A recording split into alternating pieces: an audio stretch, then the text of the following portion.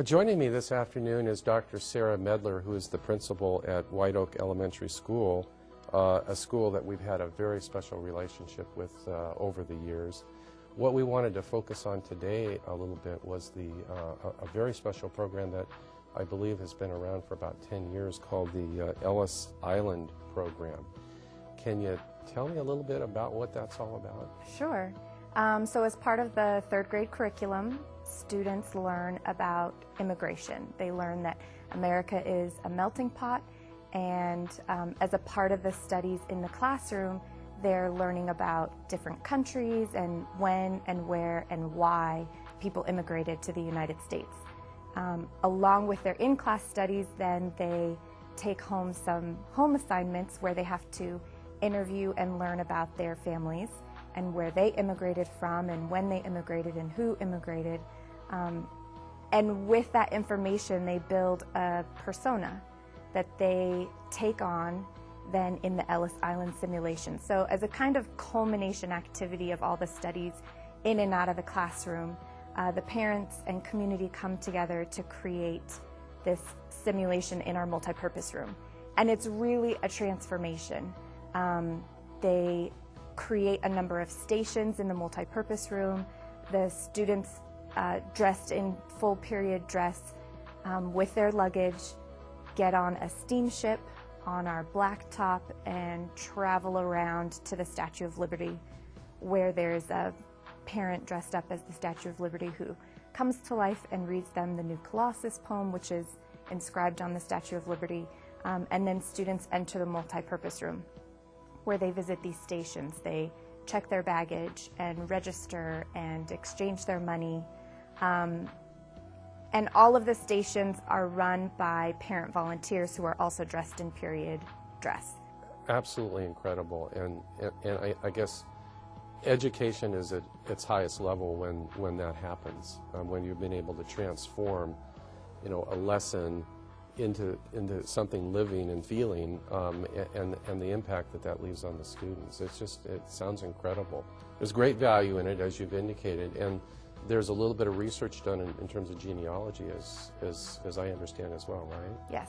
So the kids have a chance, the students have a chance to find out where their parents or where their grandparents and great-grandparents and so on may have immigrated from, and what life was like when that occurred. Yeah, it's definitely a great critical thinking activity, because the students have to take what they've heard from their family members and synthesize what they've learned about their family and what they're learning about immigration and history in the classroom to create their own persona. I was just talking to a student this morning who was asking me if I was going to be at Ellis Island, and I said, of course, who are you tomorrow? And so she shared with me her name, she's from England, what her job is, and so they really take on and become someone who might have been in their family and immigrating in the early 1900s. Well, it sounds like a wonderful program, and you've explained it perfectly today, and we are looking forward to seeing it tomorrow. And I think that as part of our video newsletter, we're going to be showing some highlights of that as well. Looking forward to it. Yeah. Thanks so much for having us. Thanks, Sarah.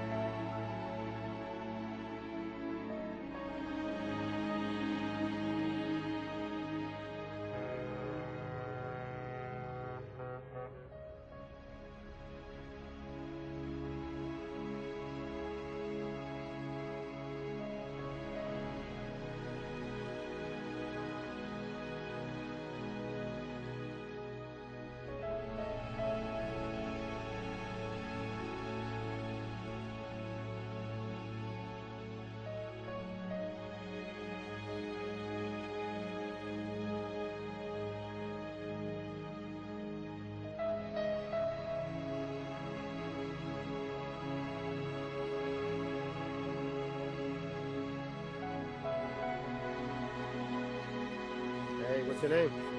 Uziel, How old are you, Uziel? 22. I like your mustache. Now you don't look 22 to me. Are you 22? Yeah, Where you from? Turkey. Okay. Yeah, you look like one. Very good. This way. Next! This line a little bit.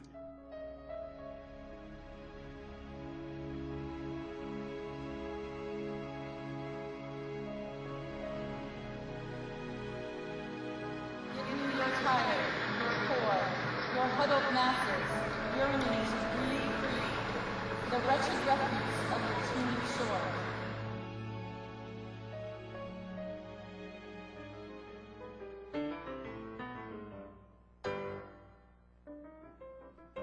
As directed by their guards, immigrants will move inside the Ellis Island Processing Center to register to enter the United States.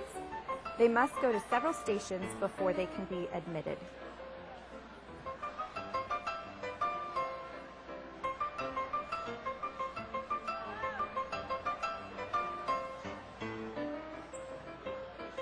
The first station is the baggage area.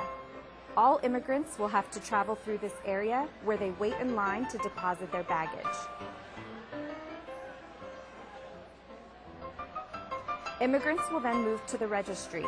A guard will be stationed at the waiting area and will randomly question immigrants.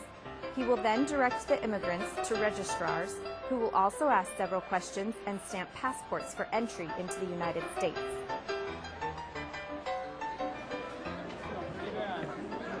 What's in here, sir? What's in here? Nothing, because when I go to America, or when I hope I will get some stuff and put it here. So there's nothing in there. Totally empty. Just keys. All right, we're gonna have to check that bag though. At the medical inspection station, immigrants will undergo a health screening and have their hands marked with colored chalk. Some immigrants may go to the quarantine area for further testing.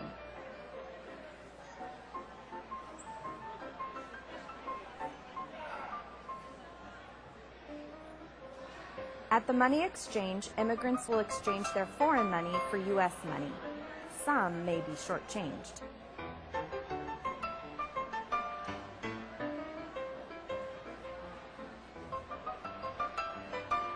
The post office is where immigrants will buy their stamps to mail their letters to friends and relatives they left behind, or to those they are going to meet.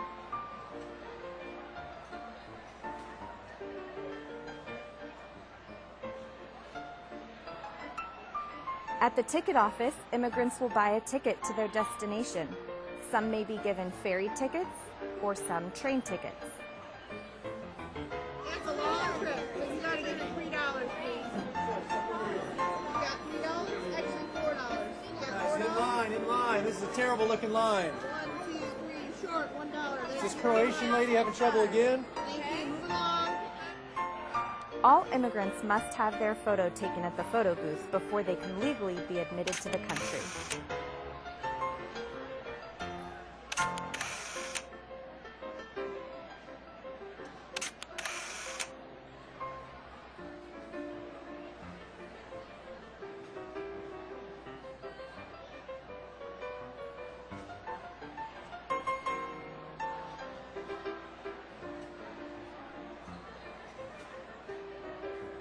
At the literacy testing area, immigrants will be given a basic reading test. He's finishing medical? Yeah. Literacy. Hello, sir. Hi. Welcome to America. You're at the Literacy Center here.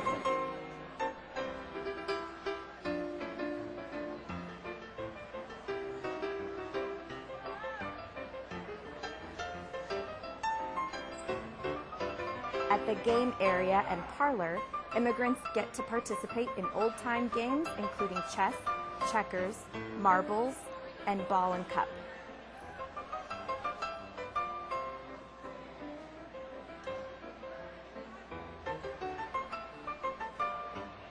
At the end of all the stations, all students take the White Oak Citizenship Oath. Raise your right hand and repeat after me. I give my promise. I give my promise That I will be a good citizen. that I will be a good citizen. I will obey the laws I will obey the laws of the United of the United States of America and of White Oak Elementary School. and of White Oak Elementary School. I will help to keep this country, I will help to keep this country, town, and school safe town, and school safe to the best of my abilities. to the best of my abilities. No person No person has made me make this promise, has made me make this promise, and all that I have said is true. and all that I have said is true. Congratulations and welcome.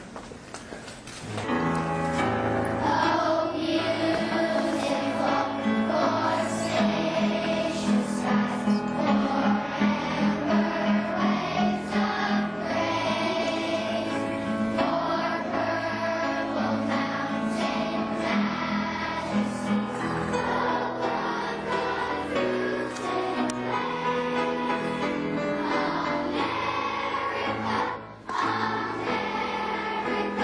God shed His grace on thee, and crown thy good with brotherhood from sea to shining sea.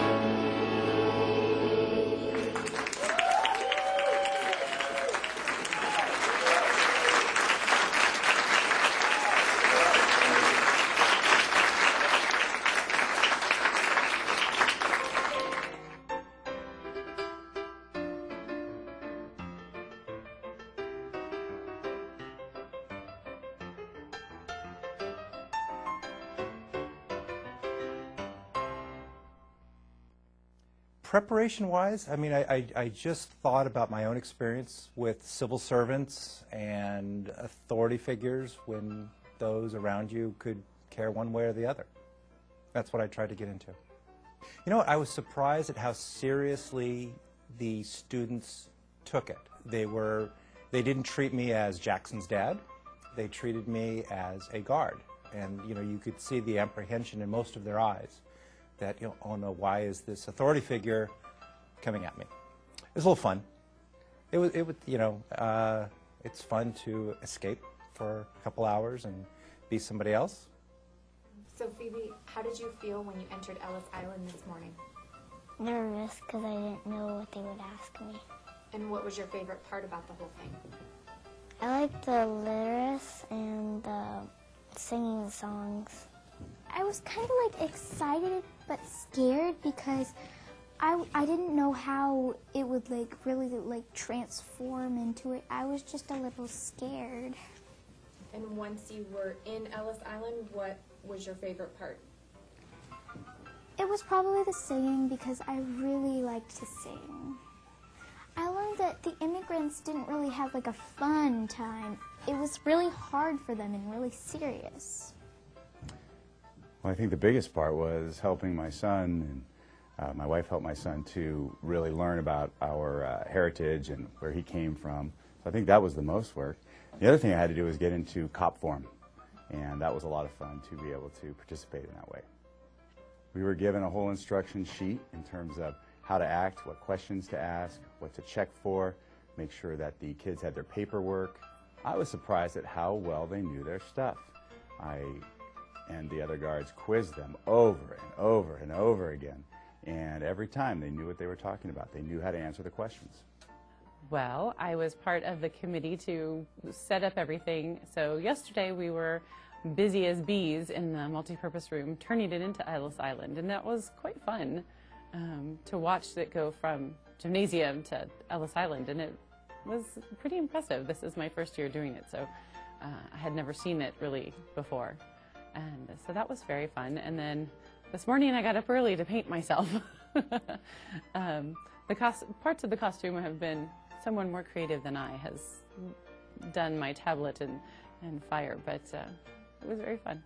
I just loved the whole thing. I just thought it was so wonderful. What a really powerful teaching tool to the children to really have them be interested in finding out about where they came from and how that process really worked. And I just thought that was amazing. Oh yes, I was standing in my pose on the stage, and one little boy came by 2 or 3 times and just stood there and stared at me. And then one time he waved and smiled, and I winked at him, and he kind of jumped. So that was very fun. I felt nervous, excited, and wound up. Like I want to do all this stuff and have some fun during it. Okay, so what ended up being your favorite part about it?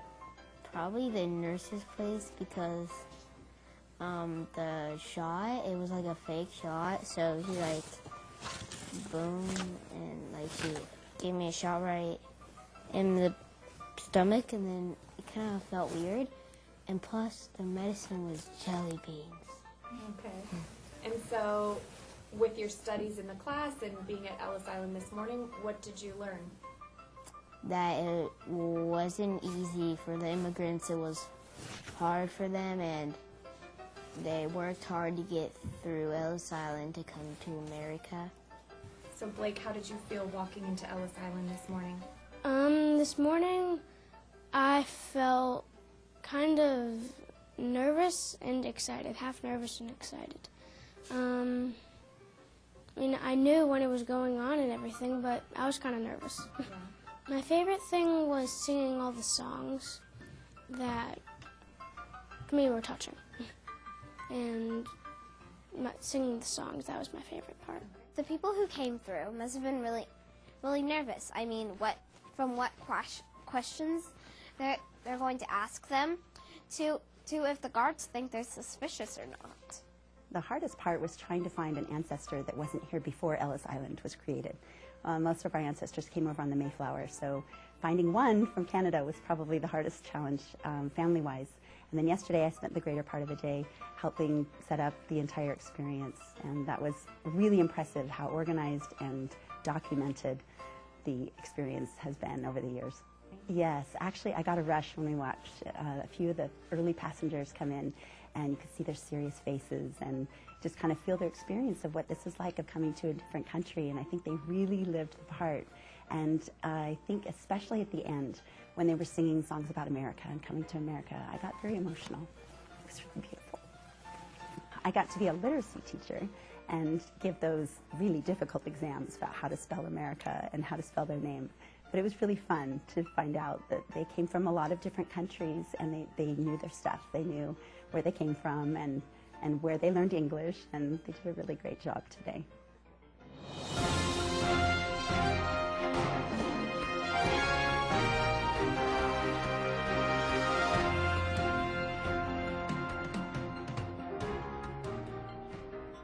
John Knipe, our city engineer, is joining me for our next segment in our March video newsletter.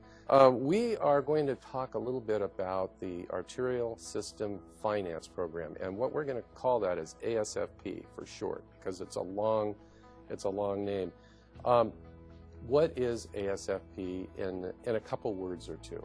Well, you know I can never do things in just a word or two, but the ASFP program began with a traffic study for our coming needs back in 1989. And with that, a series of improvements were developed that we're just now coming to here shortly in building our last component of it. But it's primarily for improvements due to new development along the Lindero corridor from Gurrow Road to Thousand Oaks Boulevard. First, what's going to be happening, and why are we doing them, basically? Primarily, we're doing the project to improve traffic management, which includes vehicles, pedestrians, and bicyclists. So it's improvements for all three of those movements, if you will.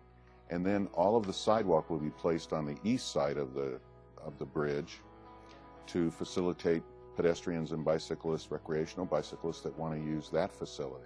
We have a pretty unique element to this project that I'd like you to just touch on, and that deals with a mural on the exterior of the overpass.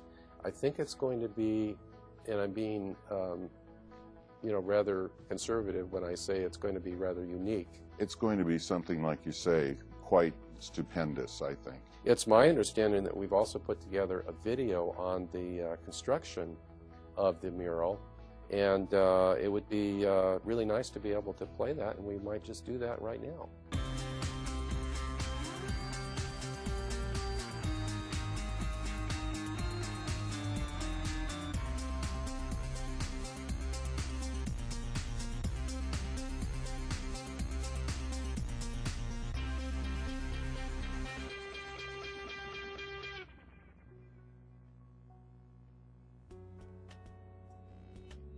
Proposed modifications to the Lindero Canyon overpass at the 101 freeway is scheduled to begin this spring. Once completed, the overpass will add additional travel lanes in each direction, along with a new pedestrian bike path to be located on the east side of the bridge.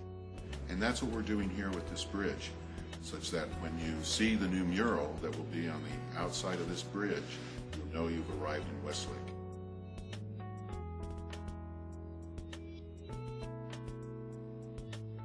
As of February of this year, we got the approval to move ahead. We got the studio going here. We ordered materials, and we began the carve of a 340-foot mural across the face of the bridge. I think most folks are surprised when they see the mural in the studio, the level of detail that I can achieve using this technique and what we've added to the mural. Now, there's little things that can bring a lot out to a mural like this. In this case, I've added some seagulls in between the Westlake logo just to add a little bit of life to that. One of the balances that you have in doing something like this is making a statement of this scale is to make it attracting but not distracting. So that's been the balance all the way along here, to also show the beauty of this area, show the essence of what's happening on the bridge, but not be distracting.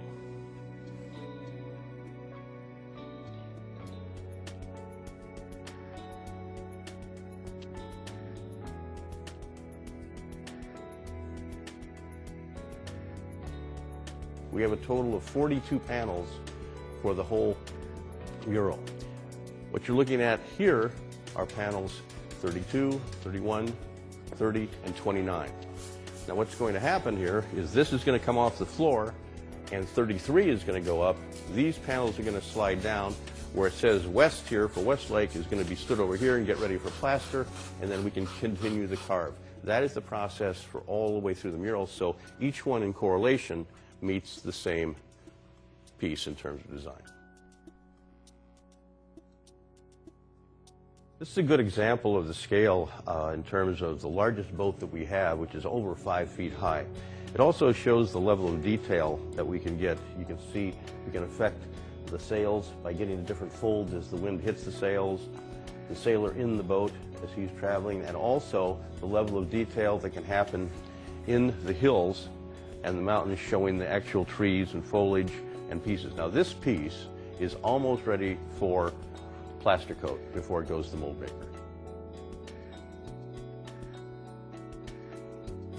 What you see here is one of our finished pieces that has been plaster coated. It actually makes an impression of this piece, so what goes into the bridge is the exact opposite of this in a mold. They then pour that in with concrete, and in peeling off that mold, you've got this impression as an integral part of the bridge.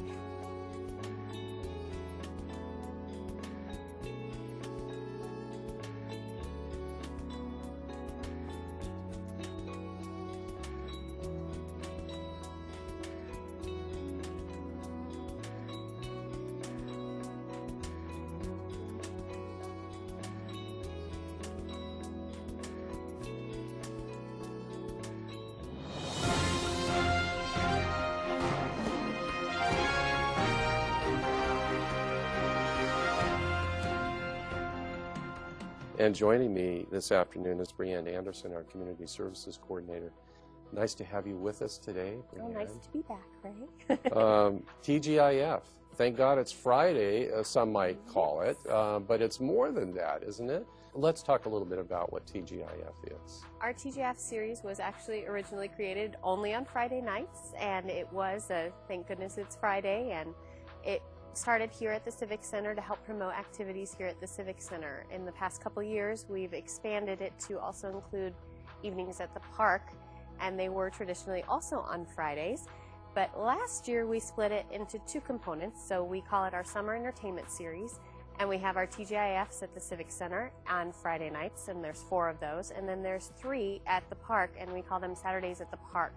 So it really gives people a different day, different feel. It's a very different kind of concert each night. Set the stage, if you will, Okay. no pun intended, about Okay. what's coming up that residents can enjoy about coming to their Civic Center? The Civic Center is a great space for acoustical instruments because it is surrounded on all three sides, and so it has a great sound for instrumental bands. So jazz bands, the orchestra that comes out, all of those kind of things are great in this space. Whereas in a park it would be too much. You wouldn't get that kind of acoustic sound that you get here. So we do more intimate performances here at the Civic Center. It's smaller crowds, still in the hundreds definitely, and so you definitely want to come a little early to get a chair. 6 o'clock we start serving food, and we work with local vendors every year to establish that, so you get your food, and people bring their food too, so you're welcome to do either way. We set up tables, we set up chairs for you as city staff, so everything's ready for you, but you can bring your own chairs as well. It's a very community-oriented evening. Then at 7 o'clock is the performances. There is, I think, one night this year that's a little later than that, which would be a movie night, which we have to wait till the sun goes down. But it's very much, it's all about the community, it's about Westlake, it's about celebrating groups and organizations that are all in the community. What are some of the groups that have played in the past over the years?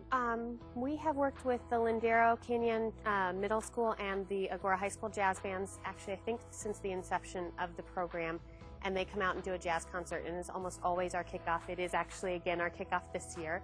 We work with New West Symphony, we've worked with groups like Cabrillo Music Theater, we've worked with a magician night, we've had a comedy sports evening, we've done jugglers. There's been a lot of those little instances where we can just kind of find a good intimate evening for them. We've done Shakespeare as well. Do residents need to come early to park? Is there plenty of parking available? If you come really early, you will be able to park on our first level. Other than that, there's always excess parking across the street. We have volunteers and policing that help you find your way and make sure that people can get in. We save spots for handicap spots and get people as close as they can, and we'll let people drop off if they have assistance and need assistance with walkers. And is there a cost for residents? TGIF is absolutely free, and absolutely so is Saturday free. in the Park. So what could be better? A Friday night, thank God it's Friday, come and enjoy some wonderful entertainment under the stars, warm evening, great food, great entertainment, good friends. What could be better, right? I sound like a commercial, don't I? That's good. Before we go to Saturday night in the park and talk a little bit about that, what are some of the upcoming programs? Now, I know you touched on TGIFs this year? TGIF. So our TGIFs this year, we're kicking off on the May 31st, and that's Lindero Canyon Middle School and Agora High School Jazz Bands. They're both award-winning jazz bands. They come out and do a concert here. You'll have a lot of parents in the audience, but you also get a lot of really big jazz lovers. They play like adults, even though they're I have heard teenagers. them, They're and amazing. they are fantastic. So we're very lucky to get to work with them, and so that will be Friday, May 31st. Our second one here at the Courtyard is Friday, June 28th, and Cabrillo Music Theater is coming out. Their summer show this year is Legally Blonde, so they are titling their show here, Cabrillo Goes Blonde, Movies into Musicals. And then we also have our movie night, which is Friday, July 26th. That's the one that starts at 8. And that one is in conjunction with our library, and the Friends of the Library help co-sponsor that because it's tied into our summer reading program. So the theme this year has to do with food. So we're playing Ratatouille this year. Oh, wonderful. Yeah, we're very excited. And our final concert here, and actually the final one for the summer, is Friday, August 30th. And New West Symphony will be presenting their featured group called Quattro. Will be coming out to do an intimate concert here. And I've heard them as well, and they're They're wonderful. also great, yes. All right, let's turn our attention to Saturdays in the Park. Okay. And what do we have coming up? What's the lineup? For our Saturdays in the Park, our first one, which is Father's Day weekend, we're doing an Elvis tribute featuring Raymond Michael, and that is Saturday, June 15th. Our second one is Saturday, July 20th, and we're doing Queen Nation, which is a tribute to Queen. And our final one is Saturday, August 17th, and that is the Stars of Beatlemania, which is obviously a Beatles tribute, and that's also at Bernice Bennett Park. Well, we've learned a lot about TGIF and Saturdays in the Park. There is no reason why we shouldn't see big crowds again this year. Got a great lineup, and I want to thank you for all that you're doing, not only on these programs, Brianne, but for all the other community service work that you do.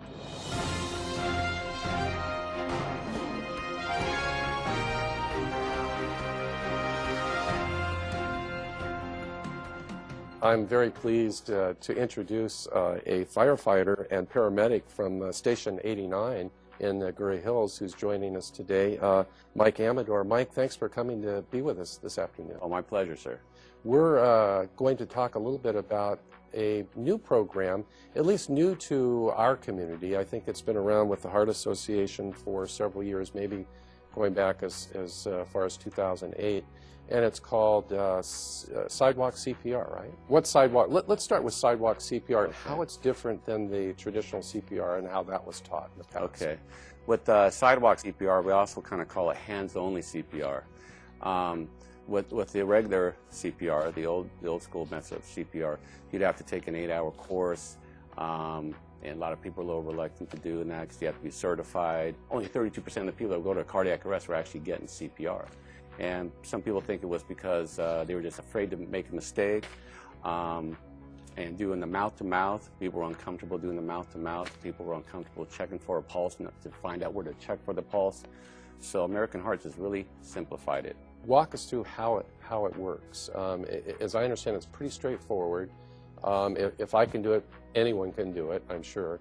How it works is that if, say, someone has a sudden cardiac arrest, what we're going to teach you to do is walk up to that patient, shake and shout, see if they're responsive. If they're not unresponsive to you, you go to step 2, and that would be for you to tell someone to call 911. After you go to step 2 and you find out that patient's still unresponsive, you just go right into CPR, what we call hands-only CPR. You're going to kneel next to the patient, and right between the nipples, place your palm and the other one on top of it, and you're going to compress the patient's sternum 2 inches, at least 2 inches, to get good compression, and you're going to do that 100 times a minute until we show up, until the fire department paramedics show up. And that's all it is. It's as simple as that. Why don't we get a little demonstration going and you can teach me, and hopefully that will be of use to those that are watching our newsletter, and maybe they can pick up a technique or two. Very good, very good. I'll be happy to teach you. Great, thanks. Thank you. Okay, I'm back with Mike. We're out in the courtyard here at the Civic Center. It's actually a beautiful day. We're kind of in the shade here with the fire truck in the background, or to our rear here. And we're going to go through a demonstration on Sidewalk CPR that we talked about just a few minutes ago. So I'll follow your lead, and you can go through this in the way that you normally would and teaching it with the general public. Okay, well, why don't we do it together? Okay. As we walk up, this is what we're going to do. First, we're going to walk up to our patient. Our patient just collapsed here, and these are our Sidewalk CPR mannequins.